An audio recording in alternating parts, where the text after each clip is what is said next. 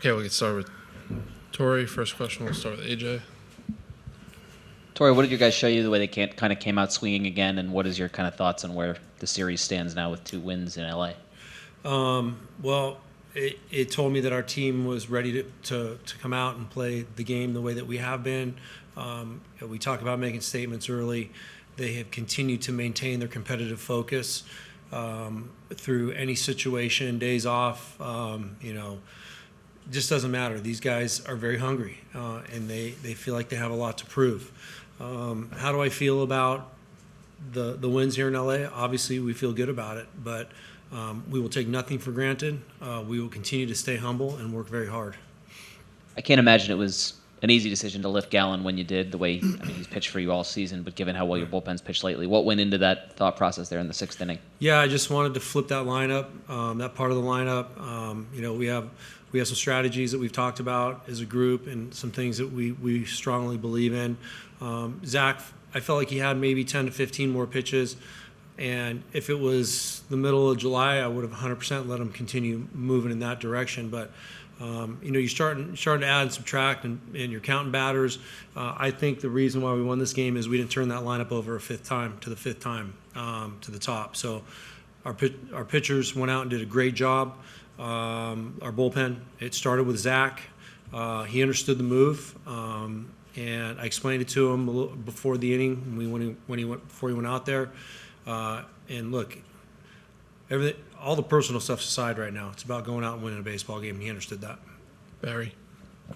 Hey, Torey, back to that inning, how much of what you did there was to basically you knew Doc was going to empty the bench for right-handed hitters?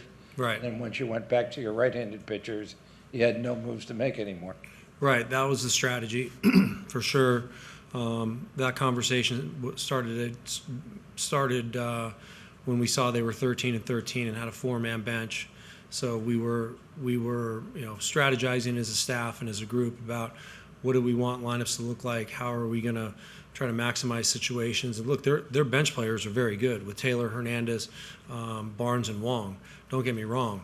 It's just that it lines up where the back end of our bullpen is very right-handed, and we want that matchup right on right every time we can take it. Right, and once you empty your bench in the 6th inning, there's no moves to make for the rest of the game. Right. On his part. Well, yeah. I mean, he did everything he had to, right? I think every manager would have done that. There's your one shot. You're trying to make a push there against Saul Frank, a rookie pitcher. But, yeah, at that point, it's an empty bench. Barnes is the last remaining player, and you can pick your targets and pick your matchups very well. What are you guys doing to keep Mookie and Freeman to 1 for 14? Well, they're unbelievable baseball players. Obviously one I know very well, and we're making pitches. Our pitchers have been throwing the baseball very, very well, and you got to, because they're 2 of the best baseball players in the National League. I'm sorry, 2 of the best baseball players in MLB. So you got to make pitches. So I think our pitchers are sequencing and landing pitches in the right spots. In the middle. Could tell that bat in the bunt signal in the 1st inning. Was that called from the dugout?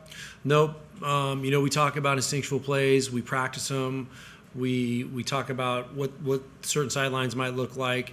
And I know it was covered that in that particular count, in that particular situation, it's going to be open to you. And if you feel good about it, go ahead and take it. So, Corbin walks the lead off the game. The bunt happens. It's 1st and 2nd with your 3 and 4 hitter. You feel very good about scoring some runs and playing downhill. Also in that 1st inning, Tommy stole second base, kind of eliminate the double play. Was the thinking there to eliminate the double play? What was that behind that call? Yeah, those are some conversations that we had. If the ball's going to be put on the ground, we want to stay out of a double play, but we got to hit it. We got to clip it just right. And we got some good base stealers on this team that have some keys. And I mean, clearly you saw what Walker did in the 7th or 8th inning. I don't know exactly when it was, but we're motivated to stay out of the double play. We felt like Gabby was going to put the ball in play, and it was going to give us potential for a run with not hitting into double play. Look, and equally detrimental, right? We ran into a big out I think in the 5th inning when Brazier came in the game. So we got to be situationally aware when it's the right time and when it's the wrong time to try steal base. Steve, down here on the right. I wanted to ask you about the bunts. I mean, I saw more bunts tonight than I could see over a 10-game period during Right. the regular season. Are people underestimating the bunt, and do you think we're going to start seeing people reevaluate when they see teams like you using the bunt? Potentially. I'm managing the team that we have. I understand the pieces. And I just felt like we wanted to continue applying some sort of pressure to lengthen the innings. The innings were moving very rapidly. Doc was using his A relievers, and it was turning over. And I just felt like if I could just hold them off for another batter or two, apply a little bit of pressure, that might change a little bit of the momentum. So there was a strategy for why I was doing it, but I knew the players that I was asking to do it could execute it. Perdomo was an excellent bunter, and I just wanted to get guys in scoring position. To me, that's playoff baseball. There's a little bit of it's a different story during a season. Playoff baseball, one run, one play, one pitch can make the difference. And could I ask you also, without giving anything confidential, Yeah. when you talk to Zach and you tell him this is what we're going to do, what do you say to him? Do you tell him, this is because it's the playoffs? Do you explain to him why you're doing it? And does he say anything to you like, I wish I could stay longer, or how's that go? Zach is extremely competitive. I'll leave it right there. But I caught him. I let him come down underneath. We were in the hallway behind the dugout, and I explained it to him exactly the way I would have explained it to the pitching coach or the bench coach, and he interprets that and he gets it and he understands it. Now he's got a fire in his belly like I've never seen. Right? He wants to stay out there for as long as he possibly can. But I went as far as being able to say, like, I want to turn the lineup over to get all their right-handed batters into this game, and hear that loud and clear. Just do a few more. We'll do AJ, then Bill, and finish up with Kyle. Not to harp too much. Over here. Sorry. Not to harp too much on that 6th inning, but the inherent risks of that strategy, and kind of like you get the matchups you want later on in the game. But what can you say about the execution from Sal Frank and Thompson there that needs to happen for that strategy to pay off the way it did? Yeah, I think the players that I asked to put in the game have been in that situation. Saw Frank once, and this was the second time. But leading up to that moment, he'd given me every reason to believe he's going to put the ball on the plate and be able to execute. It wasn't perfect for Andrew, but he bridged it over to the next level of guy that I wanted to use, and Thompson was able to get that big out. So it wasn't perfect, but we did enough to hang on and get the job done. It's never a perfect science, right? I could follow the same strategy yesterday and the day before, and it doesn't work. But I believe in it enough because they've shown me that they can go out there and collect those outs. And just real quick, do you have a Game 3 starter to announce? Yeah, Brandon Fott will start Game 3 for us. Bill. Torey, what kind of advantage does it give you in today's game to have Merrill and Zach, who both get into the 6th inning? It's not Koufax and Drysdale, but today that's Yeah. pretty good. And Yeah. knowing that it's not going to be just today, that's pretty much what they do every time they go out there. Yeah, it's a great luxury that I have, and I'm very fortunate that that I get to manage them on back-to-back nights. They are, like I said, extremely competitive.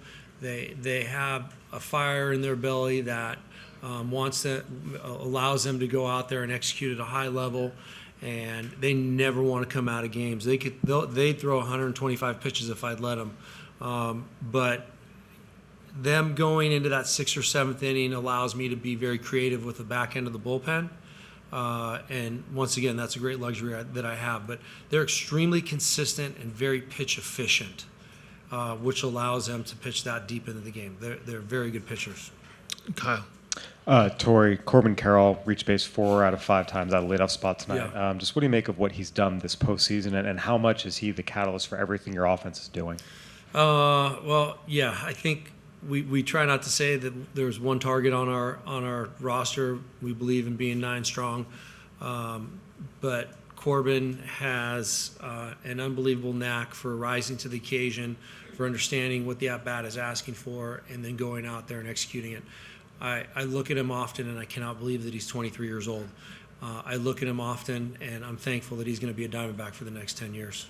Yeah, I mean, obviously he had a great rookie year, but he's still a rookie, and he come out and hit 500 with a 1,600 OPS in his Yeah. first couple playoff games. I mean, Yeah. it's It's pretty impressive. It is. And look, he worked extremely hard to put himself in that position to be able to make adjustments pitch to pitch and swing to swing.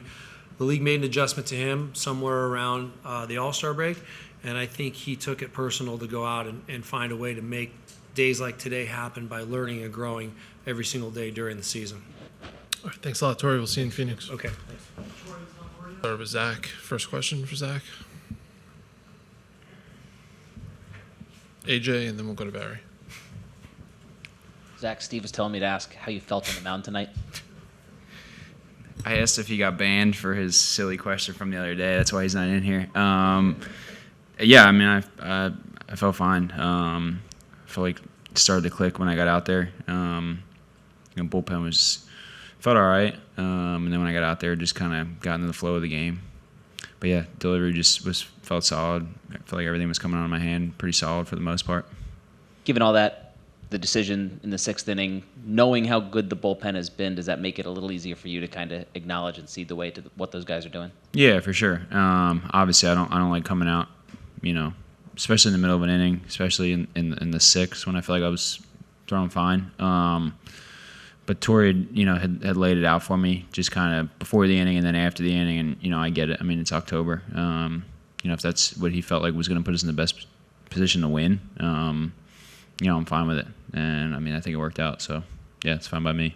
How would you describe kind of the mindset of the group, having won 2 games here, but also knowing that it's going to take one more to get where you're trying to get to? Yeah, for sure. I mean, job's not finished really.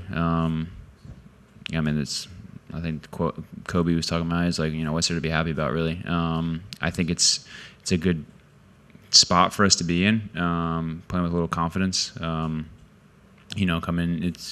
I don't think it's any secret that we've come in here and struggled. So I think it was good for us just mentally ourselves just to come in here and set the tone. Have a little faith in ourselves, and then, hopefully go home and finish the job. Barry. Yeah, Zach, the great season that you had, how much it prepared you to get to this point? I mean, the 4 that really stick out in my mind in the last month are you went to Wrigley, you went to Yankee Stadium, you went to Milwaukee, now you go to Dodger Stadium, and basically you win all these games. Yeah, I try to have a short and long-term memory. Short, whether it's good or bad, but at the same time, just honestly create a good foundation and keep trying to build on it. We've been playing playoff baseball since the middle of August, I think. So just kind of coming into all those starts with a heightened sense of urgency is kind of, I think, prepared us pretty well for these games now. We've been playing with that urgency to get in, but we obviously dug ourselves a little bit of hole. So it was kind of our own doing, but maybe it worked out in the long run. Got it in the middle. The at-bat against Freeman in the 5th to end that inning, you went to 3 straight curveballs. What went into the decision not just to throw a 3rd straight curveball, but to land it for a strike there?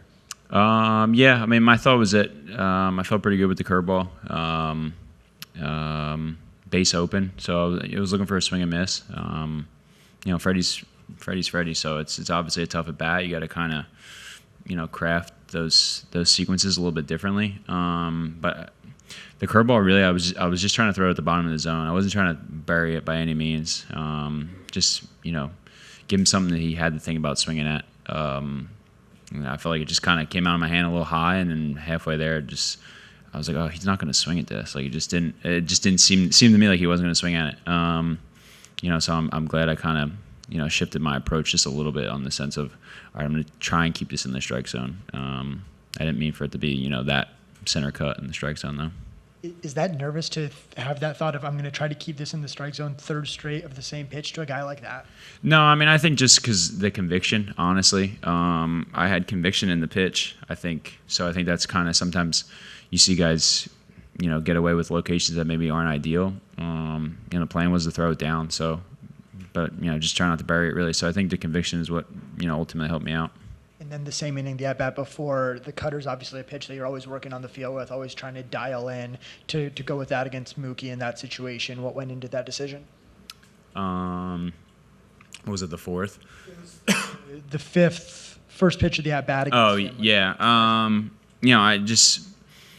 just felt like just the way I had pitched them in previous at bats. Really, was just ultimately just trying to make him hit my pitch. Really, just what I felt good with going out there in that inning.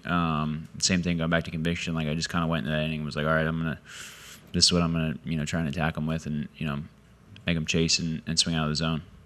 Steve.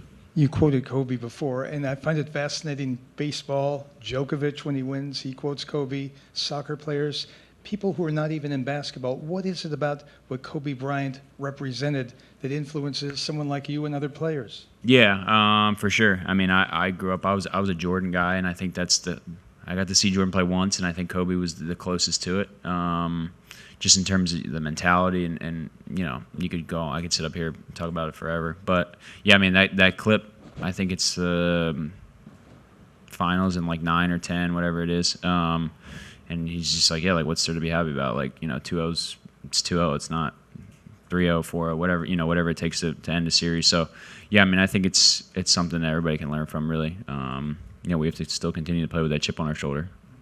And could I ask you, when you had the discussion with Torey in the sixth, do you ever come back with at least an opposing argument to stay on, at least a respectful opposing argument? Yeah, I think so. I think Torey knows that even if maybe an outsider would deem it disrespectful, it's still coming from, I think he gets it. I think he's really good about that in terms of, while you're competing, you're in compete mode. So things you might say come off the little, but yeah, I mean, this was kind of like he'd come up to me and said, "Listen, this is what I'm thinking, this is what I'm feeling," and I just kind of asked questions like, "Okay, well, what's the plan?" Sometimes he's changed the plan, and sometimes he's whether it's good or bad in my favor, whatever. So yeah, I mean, I think Torey and I have enough trust in each other that I give him a pretty fair shake when he asks me how I'm feeling, and he also gives me a fair shake in terms of what his plan is going to be. Of course, yeah. I was like, oh man, I feel pretty good out here. Yeah, obviously, I want to be out there for 200 pitches. So anytime it's less than that, I'm kind of like, yeah, man, what's going on? Yeah. Do one more with Bill. I don't know how much you've had a chance to watch some of the other games going on, but in a lot of games, pitchers come out now in the 4th inning or the 5th inning, and sometimes it's because they've struggled, but a lot of times that's how the team sets it up. I'm wondering, after watching you and Merrill, whether still the best thing is just a guy to go 6 or 7 innings. How do you feel about that? Yeah, ideally, I think the plan would be that, your guys get you through 6, 7. That usually means that they pitch pretty well, especially in October. Like you said, the leashes tend to be a little bit shorter. So if a guy's going out there for 6 or 7, that means he's pretty much in control. But, I mean, I can't credit our bullpen enough. I mean, I don't think it's any secret that these guys down there struggled midway through the season. So for them just to kind of have the resiliency, and on the biggest stage right now, they're coming up clutch for us. So yeah, that's my thought. Is like, all right, there's I don't know how many guys are in the bullpen, 8, 9, whatever. I don't know what the numbers are, but there's 8, 9 guys down there that I feel confident handing the ball over to. So yeah, it's good as a pitcher, knowing that you can kind of let it go, even if it's 5 or 6 innings. All right, thanks, Zach. We'll see you back in Arizona.